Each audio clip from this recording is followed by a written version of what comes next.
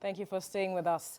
It is time now to know what the front pages of Nigerian newspapers are saying. And public affairs analyst Razak Olukoba, as well as Dare Udufowokon, a journalist, joins me now to talk about this. Gentlemen, good morning. Thank you, Rebecca. Thank you for joining us. Thank you. Good to see you. Thank you. All right, let's head straight to the papers now, and I begin with the Nigerian pilot. ICC steps in. ICC says it has opened a preliminary inquiry into #EndSARS. #EndSARS promoters accuse federal government of freezing their accounts. #EndSARS advocate accuses Buhari of displaying dictator's traits. Gatefield sues Access Bank 100 million naira for freezing #EndSARS account. All right, let's quickly move now to the front page of the Daily Trust newspaper. Police absence. Robbers take over Benin Auchi Road to target bank customers. Pregnant woman killed in Kaduna. Vigilante commander murdered in Rivers. Everywhere porous clerics. Restore confidence. Ministers tell Buhari. All right, to the front page of the New Telegraph now. #EndSARS. Ministers seek restoration of damaged facilities in Lagos. Demand Lekki shootings probe support for SMEs. Sanwo-Olu signs executive order to rebuild state. ICC to analyze violence materials from protests. And to the front page of the News Direct, Lekki shootings, ICC begins probe. Southwest ministers call for inquiry into military's role. All right, to the front page of the Blueprint now, Yakubu. INEC will try out e-voting in Anambra 2021. Commission ready for diaspora voting resumes voter registration in first quarter of 2021. Senate seeks special remuneration for INEC staffers. And on the front page of the National Economy now, Dangote fertilizer plant begins operation December to raise Nigeria's NPK earnings by 153 billion naira annually. To the leadership paper this morning, U.S. poll election table turns on Trump as Biden rebounds. Amid shrinking odds of victory, Trump plans legal action.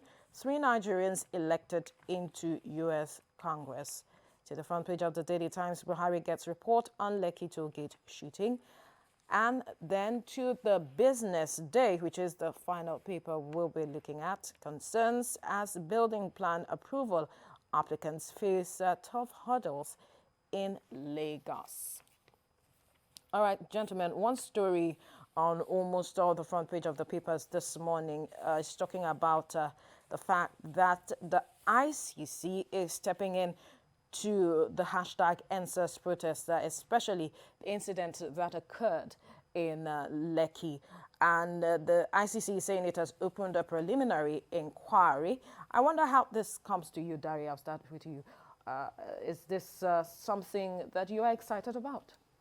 Not really excited, but I'm not opposed to it either. All right. Because I am of the opinion that no matter whatever we can do to help us get to the root of what actually happened should be welcomed. So I welcome the decision of the International Criminal Court to investigate. It says a preliminary inquiry. And then for this to be done, people will have to come forward with claims. They will have to come forward with allegations. And then that is exactly what we need.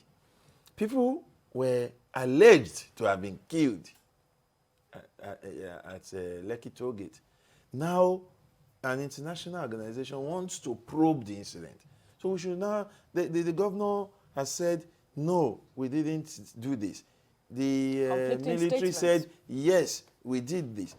Now it's an opportunity for me, another opportunity, apart from the ones going on in Nigeria, to really know the truth about what happened at Lekki. It's important we should get to the root of the matter so that we can have a closure. This is when we have a closure that we can now say, okay, this is what happened. And we can see how we can move forward. Let's prevent it happening again. Going forward from here, what should we do? So it's a welcome development for me. I don't see anything wrong. And I'm not bothered or worried about us saying it should be free and fair. I expect naturally that it will be free and fair. And these are foreign individuals. This is an international organization. Then people should, this is where we may have issue. The idea of we don't want to come forward because we don't want to But we victimize already should not see- happen now. We see people coming out. Let them various come panels. out. Those are people coming out to talk about what SARS did to them. To them, okay. We are talking about Lekki shooting, and they are two different things. Right. The ICC interested in what happened that at, day. At Lekki. The shooting. What happened that day, before and after. It has to do with that protest. And it should be holistic. I will also want the people who want to probe this to also consider the fact that harms and injustice done to policemen too should be part of the human rights abuses they will be looking at. Policemen are also human. Absolutely. Harms and injustices done to protesters should be, it should be holistic, it should be total. Every human being affected. Harms and injustice done to traders whose stores were eventually looted. The harms and injustice done to passerbys and all that. It should be a total thing that will look at what happened surrounding the EndSARS protest and how we can prevent such reoccurrence. All right, Razak, let's get your reaction to this now. Do you think that the ICC will get the needed support with regards to this issue? Well, I always oppose when we try to internationalize local crimes of this nature. I always oppose it. Why? But because there's that constant barrier that happens naturally for people not wanting to or come out to speak out. But on this note, I think it's important that ICC should do the needful. And what would that be? No. I welcome it this time. I said naturally I oppose it, but on this note, I support it. And there's a need to expand their scope. They don't have to limit the scope only to when people are oppressed by the government. When people oppress government too, you must also investigate it, because the international angle to funding local protests is dangerous. Yes, as much as I am interested, millions of people all over that are interested in the needless killings of innocent Nigerians by SARS. Killings, assumed killing in Lekki. As much as all of us are interested, we're also interested in the transformation of the protest from radicalism to rascality.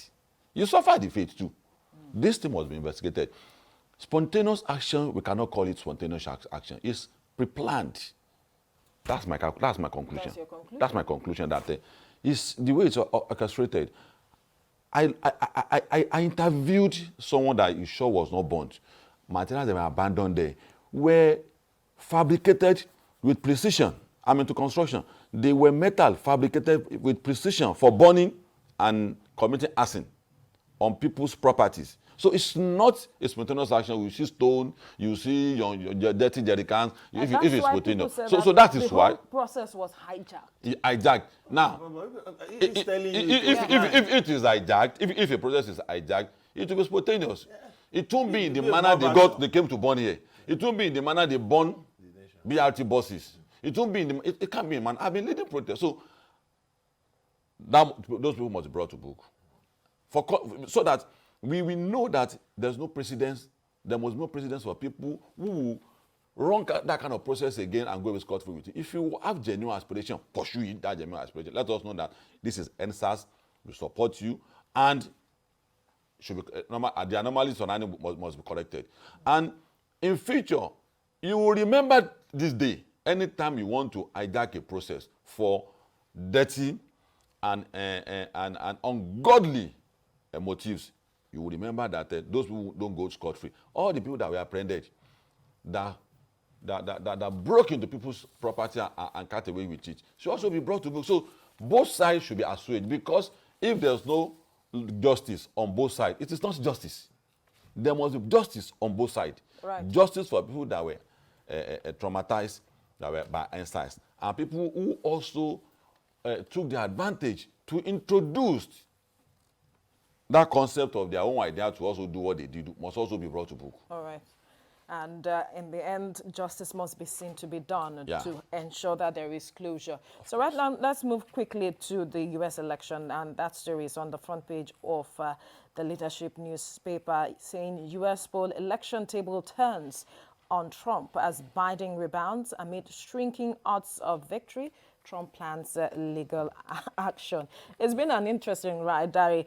So many things have been playing up, leading up to the election and during the election. And so a lot of Nigerians are wondering, is this really the U.S. that we are seeing? We saw shops budding up. We saw protests. We saw clashes between opposing. Yes, we saw foods being distributed. Quite surprising. My friend, I was speaking with my friend who is in Texas, and he said he went to church on Sunday, and there he was given a pack, and when he opened it, it was from Trump, and he had food items and all that in a pack, and every worshiper. And this is happening in a country so immediately he said that I remember our own local stomach balance for his stomach infrastructure, and I remember my brother who was in Ekiti before. And I said, look, we are actually exporting some things, good or bad.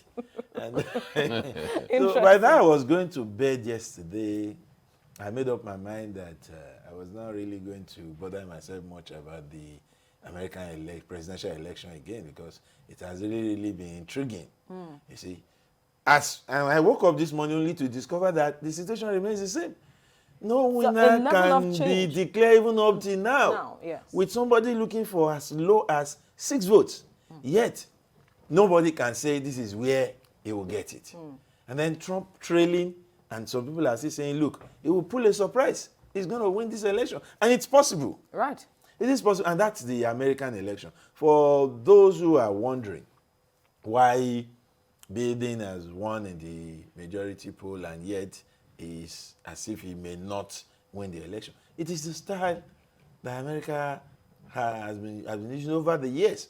You recall what happened to Hillary Clinton. Yes. He won the popular vote, but lost at the electoral college, vote, and Trump was sworn in.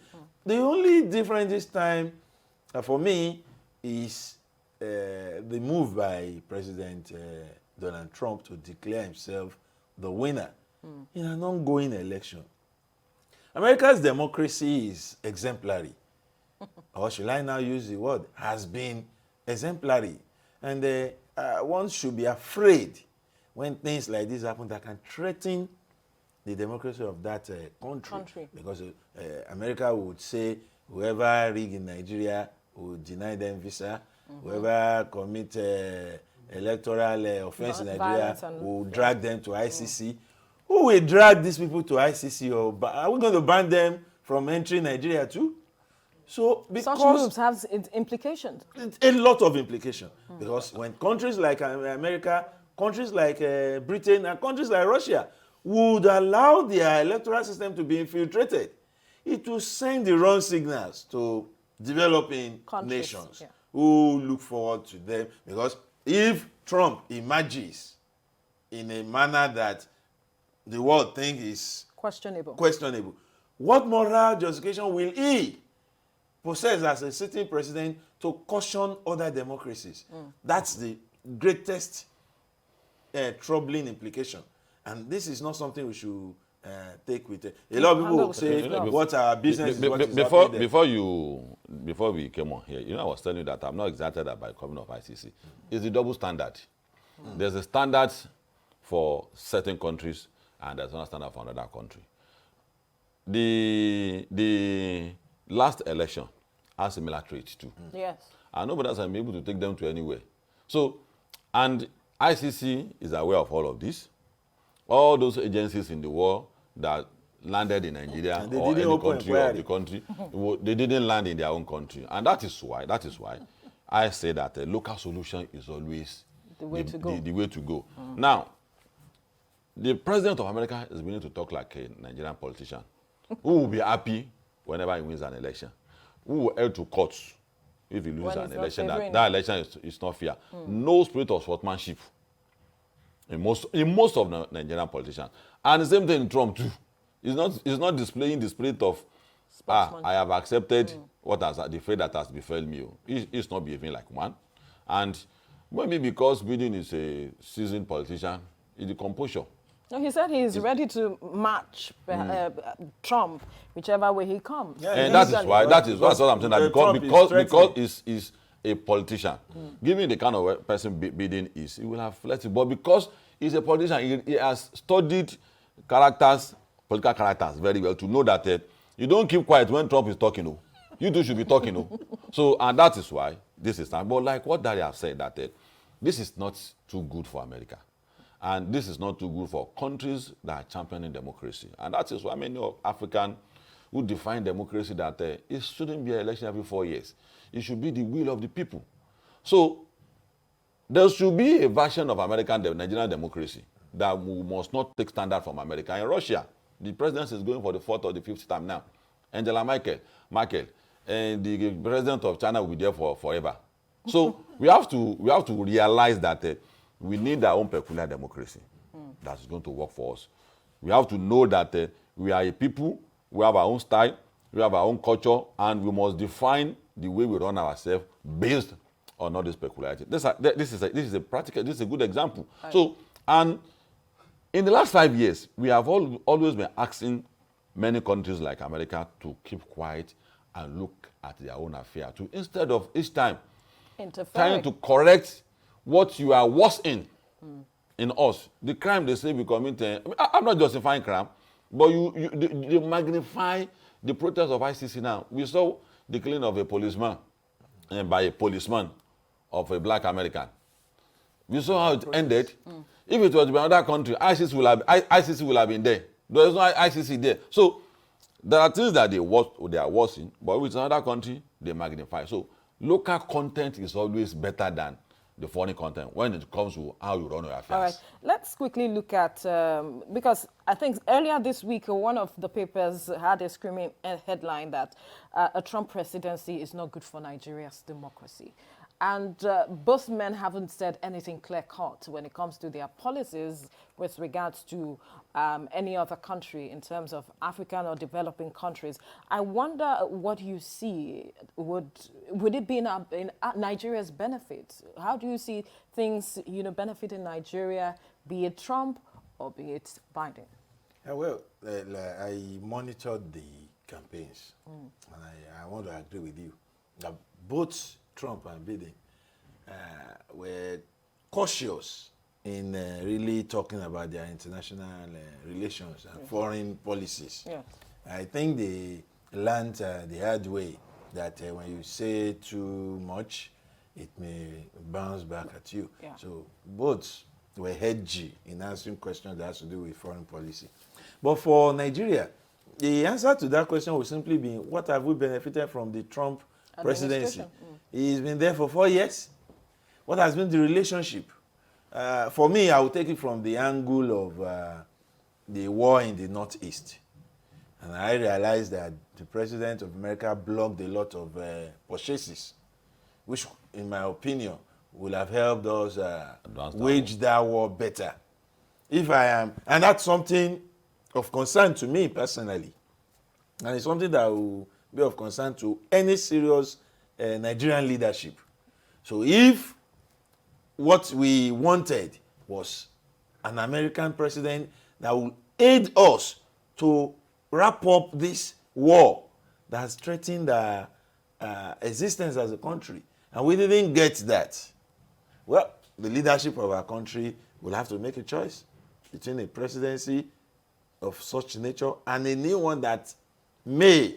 But you should also know that the Biden president is also a probability when it comes to how it will. He has not made any specific statement about Nigeria and its internal issues, about Africa and its worries. So it may not be clear-cut yet, because I remember very well that when Trump was running in 2016, he said he was going to help Africa solve its problems. He has not done any of that. Aid has not been coming. Military support has not been regular. And then of late, he delved into the medical by withdrawing support for WHO. Whichever way it swings, quickly, because we need to wrap up. Yeah. You see, we have to bear in mind that in the list of to-do, we will always be in the addendum. We cannot be in the mail list. We should factor that. Why will you expect your country to be in the manifesto of another country? And that should be a lesson to us. Power. No, they claim to be the big brother. No. We have over 100 countries in the world. They cannot be itemizing what are going to do for Iraq, Iran. It is after sorting their own problem, they will now look at Okay, who what is having problem? Africa is a raw material country, and that's when they will always remember you. Anyway, let's leave the conversation here now and see how things pan out at the end of the day. Yeah. Thank you so much, Dario Dufour, on It's a Razak pleasure. Olukoba, It's a pleasure for your being with time you. on the Thank you very program. much. We'll take a break now and return.